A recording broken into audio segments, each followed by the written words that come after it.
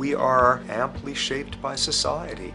Our societies in the broader sense, including our theological, our metaphysical, our linguistic influences, etc., our societies help shape us as to whether or not we think life is basically about sin or about beauty, whether the afterlife will carry a price for how we live our lives or if it's irrelevant.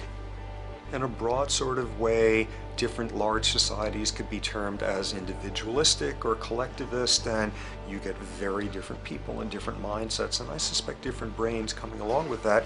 We in America are in one of the most individualistic of societies, and capitalism being a system that allows you to go higher and higher up a potential pyramid, and the deal is it comes with fewer and fewer safety nets. By definition, the more stratified a society is, the fewer people you have as peers, the fewer people with whom you have symmetrical, reciprocal relationships, and instead all you have are differing spots and endless hierarchies. And a world in which you have few reciprocal partners is a world with a lot less altruism.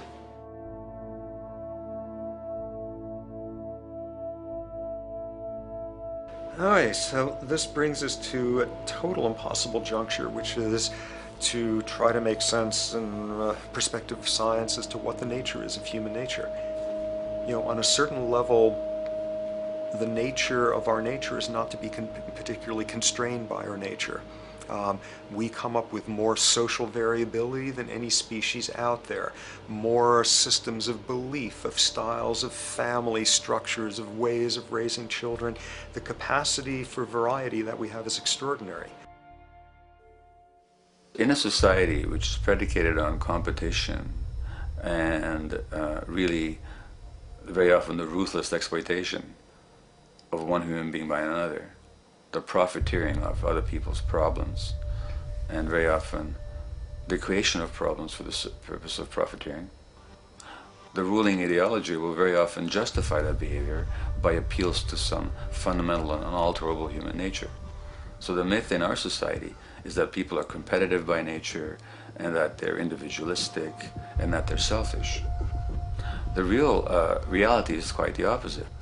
We have certain human needs. The only way that you can talk about human nature concretely is by recognizing that there's certain human needs. We have a human need for companionship and for close contact, to be loved, to be attached to be accepted, to be seen, to be received for who we are. If those needs are met, we develop into people who are compassionate and cooperative and who have empathy for other people. So the opposite that we often see in our society is in fact the distortion of human nature, precisely because so few people have their needs met. So yes, you can talk about a human nature, but only in the sense of basic human needs that are instinctively evoked, or I should say certain human needs that lead to certain traits if they are met, and a different set of traits if they're denied.